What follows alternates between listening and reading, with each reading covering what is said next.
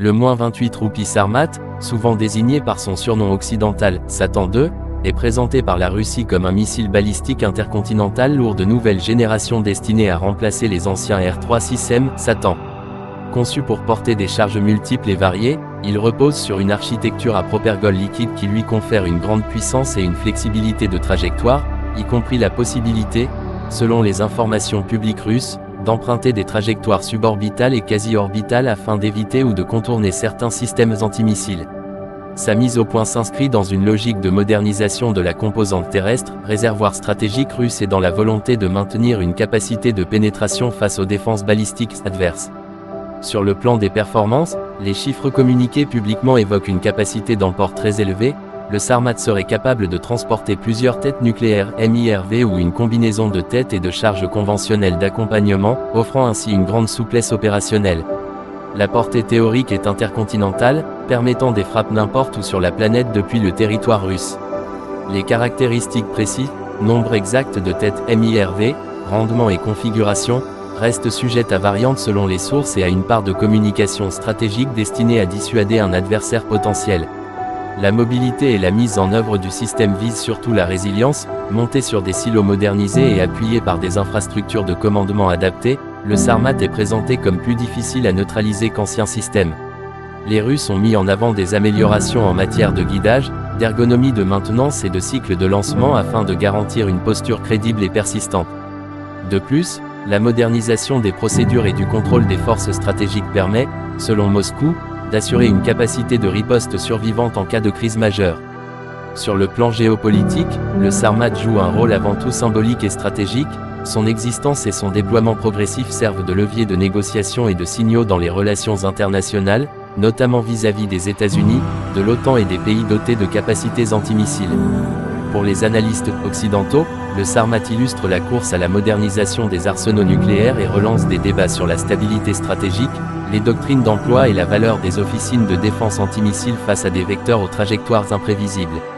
Techniquement, les défis de mise au point d'un vecteur aussi lourd sont significatifs: fiabilité du lanceur à propergol liquide, intégration des têtes multiples, protection thermique pour les trajectoires longues et gestion du guidage en phase de boost et de rentrée sont autant d'éléments qui exigent un important savoir-faire industriel et des essais répétés. La Russie a mené plusieurs essais publics et partiellement médiatisés pour démontrer la maturité du système, mais les observateurs notent que la transition d'un prototype vers une capacité opérationnelle complète est longue et coûteuse. Enfin, l'impact du Sarmat sur la posture de dissuasion est double. D'un côté, il renforce la capacité de second punch en garantissant à Moscou une option de riposte crédible. De l'autre, il ravive les inquiétudes en matière de prolifération stratégique et de course aux armements qui peuvent inciter des contre-mesures et des évolutions doctrinales chez d'autres puissances. Pour un récit vidéo, ces dimensions techniques, humaines et politiques offrent un terrain riche pour expliquer non seulement ce que fait l'arme, mais aussi pourquoi elle compte dans l'équilibre mondial. Le Sarmat est parfois présenté comme l'un des missiles les plus redoutables jamais construits. Il est annoncé comme capable de remplacer les lourds missiles soviétiques de la génération précédente, dont certains pouvaient déjà emporter plus de 10 têtes nucléaires.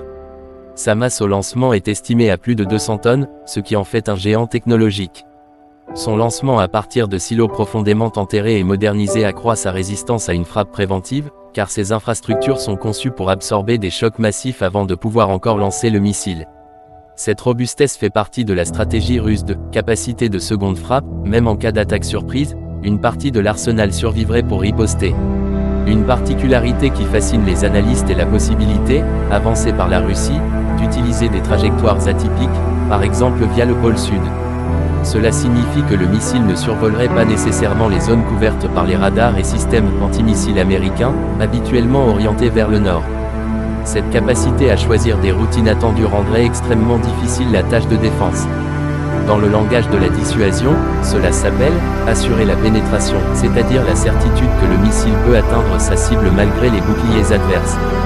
Les ogives qu'il peut emporter sont elles aussi mises en avant comme évoluées, non seulement des MIRV, Multiple Independently Targetable Reentry Vehicle, c'est-à-dire plusieurs têtes nucléaires indépendantes, mais aussi des planeurs hypersoniques de type avant-garde.